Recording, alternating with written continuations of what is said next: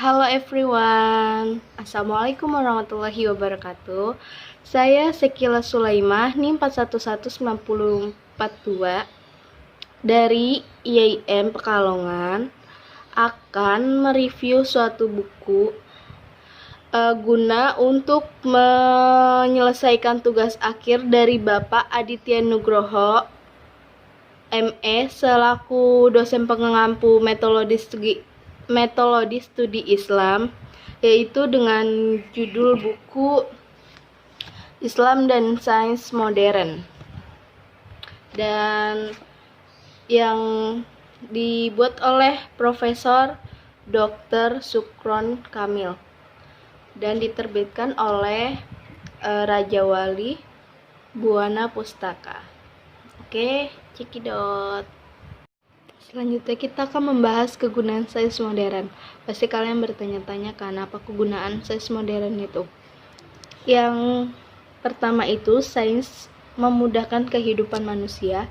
Yang kedua, mengambil banyak peran yang sebelumnya dipercayakan kepada agama atau mitologi. Yang ketiga, mengubah secara drastis gambaran manusia tentang dunia.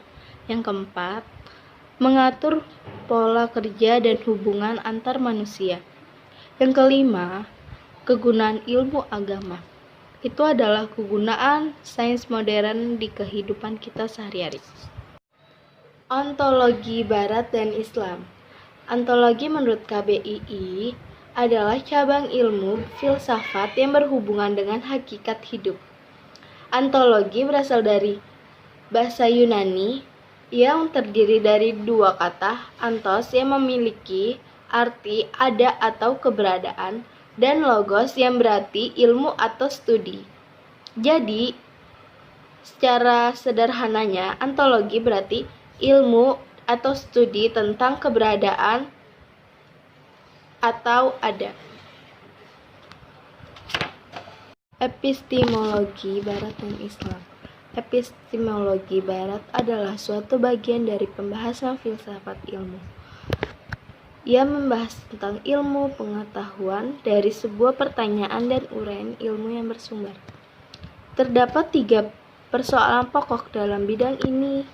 Yang pertama, persoalan tentang asal pengetahuan, pertanyaan yang muncul dari persoalan ini. Misalnya, apakah sumber pengetahuan itu? Dari manakah pengetahuan yang benar itu datang dan bagaimana cara mengetahuinya? Yang kedua, persoalan tentang apa yang kelihatan versus akibatnya. Realitas pertanyaan yang muncul seperti ini, misalnya, apakah watak pengetahuan ilmu ini? Apakah ada dunia yang benar dan di luar perkiraan kita, dan apakah kita dapat mengetahuinya? Yang ketiga, persoalan tentang mengkaji kebenaran atau verifikasi pertanyaan yang muncul dari persoalan. Misalnya, apakah pengetahuan kita itu benar atau valid? Yang bagaimana kita dapat membedakan yang benar dari yang salah? Dan menurut Islamasi, sains dan agama. Pengertian Islamisasi ilmu menurut beberapa tokoh. Yang pertama, Said Hussein Nasir, adalah usaha untuk mempertemukan cara berpikir dan bertindak masyarakat Barat dengan Muslim. Yang kedua, Naqwi al-Atos, adalah upaya membebaskan ilmu pengetahuan dari makna, ide atau ideologi dan prinsip-prinsip sekuler, sehingga berbentuk ilmu pengetahuan baru yang sesuai dengan fitrahnya. Yang ketiga, Hana Jumhana Batsaman, adalah upaya menghubungkan kembali ilmu pengetahuan dengan agama yang berarti menghubungkan kembali sanatullah atau hukum dengan Al-Quran, yang keduanya sama-sama ayat Tuhan. Islam dan ilmu komunikasi. Komunikasi verbal atau verbal communication adalah bentuk komunikasi yang disampaikan komunikator kepada komunikan dengan cara tertulis atau written. Written atau lisan, komunikasi verbal menempati posisi besar karena kenyataannya ide-ide pemikiran atau keputusan lebih mudah disampaikan secara verbal ketimbang non-verbal, dengan harapan komunikasi baik pendengar maupun pembicara bisa lebih mudah memahami pesan-pesan yang disampaikan.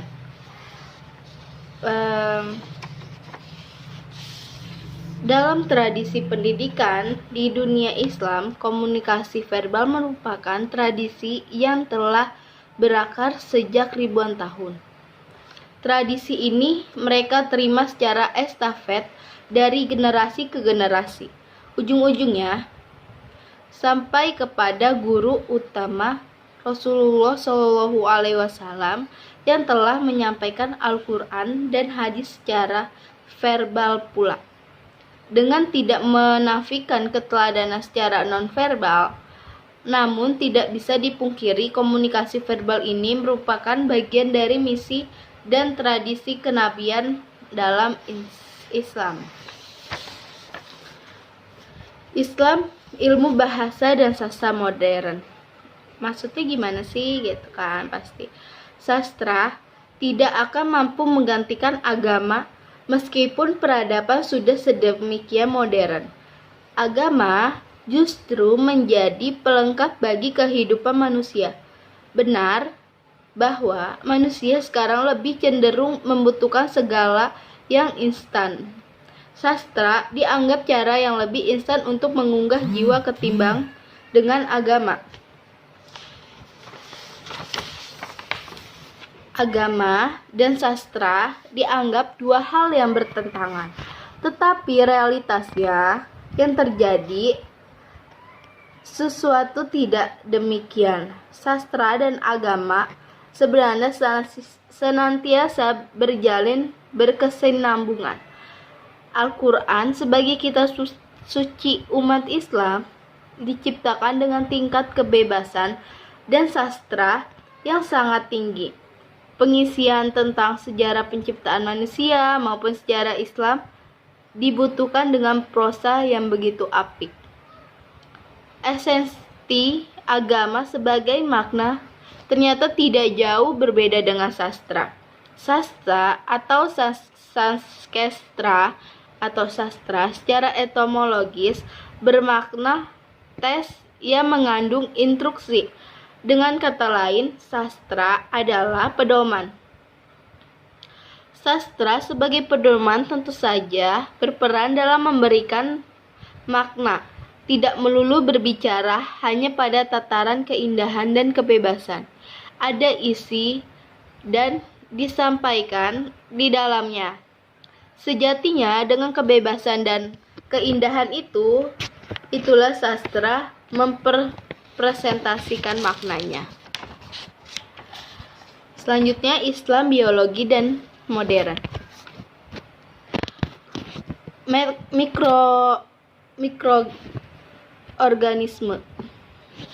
Mikroorganisme merupakan makhluk hidup mikroskopik yang terdiri dari sel tunggal. Mereka terdiri dari bakteri, virus, dan fungi, jenis parasit, dan lain-lain. Keberadaan mikroorganisme ini telah disebutkan dalam Al-Quran, terdapat pada ayat Yunus ayat 61 dan surat Yasin ayat 36, surat An-Nahl ayat 8, surat Saba ayat 3. Proses makanan. Dalam biologi juga dipelajari tentang proses makanan, di mana Allah Subhanahu wa Ta'ala memudahkan manusia untuk mendapatkan fotosintesis dalam hal pertumbuhan. Hal ini juga termaktub dalam Al-Quran pada surat An-Na'am ayat 9. Dan cukup sekian dan terima kasih pembahasan kali ini dengan buku yang berjudul Islam dan sains modern. Wassalamualaikum warahmatullahi wabarakatuh. Sekian, sastra dan agama sebenarnya senantiasa berjalin berkesinambungan. Al-Quran sebagai kitab suci umat Islam diciptakan dengan tingkat kebebasan dan sastra yang sangat tinggi. Pengisian tentang sejarah penciptaan manusia maupun sejarah Islam dibutuhkan dengan prosa yang begitu apik. Esensi agama sebagai makna ternyata tidak jauh berbeda dengan sastra. Sastra atau saskestra atau sastra secara etimologis bermakna tes yang mengandung instruksi. Dengan kata lain, sastra adalah pedoman. Sastra sebagai pedoman tentu saja berperan dalam memberikan makna, tidak melulu berbicara hanya pada tataran keindahan dan kebebasan. Ada isi dan disampaikan di dalamnya. Sejatinya dengan kebebasan dan keindahan itulah sastra mempresentasikan maknanya. Selanjutnya, Islam, biologi dan modern.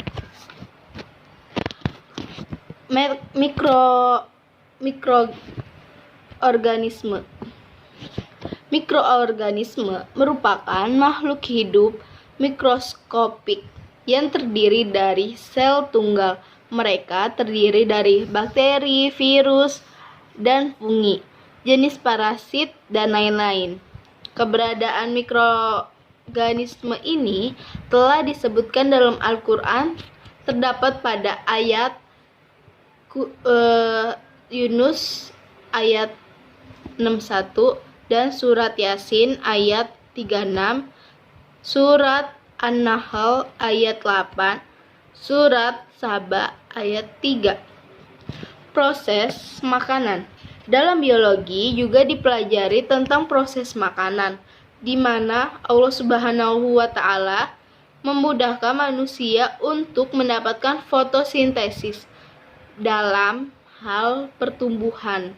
Hal ini juga termaktub dalam Al-Quran pada surat An-Na'am ayat 9. Dan cukup sekian dan terima kasih pembahasan kali ini dengan buku yang berjudul Islam dan Sains Modern. Wassalamualaikum warahmatullahi wabarakatuh. Integritas Islam dan Sains. Ilmu pengetahuan dan pendidikan agama menjadi bagian penting bagi umat manusia, karena mereka percaya bahwa menjalankan agama harus mengetahui ajaran-ajarannya agar tidak melanggar dogma dan norma di dalamnya. Upaya untuk menghubungkan dan memadupadankan antara sains dan agama tak harus berarti menyatukan, bahkan mencampur adukan, karena identitas atau watak dari masing-masing kedua entitas itu tidak mesti hilang, atau sebagian orang bahkan akan berkata harus dipertahankan. Jika tidak, mungkin saja yang diperoleh oleh hasil hubungan itu bukan ini dan bukan itu, dan tidak jelas lagi apa fungsinya. Di dalam manfaatnya, integritas yang diinginkan adalah integritas yang konstruktif. Hal ini dapat dimaknai sebagai suatu upaya integritas yang menghasilkan kontribusi baik untuk sains dan agama yang diperoleh jika keduanya tidak dipisahkan.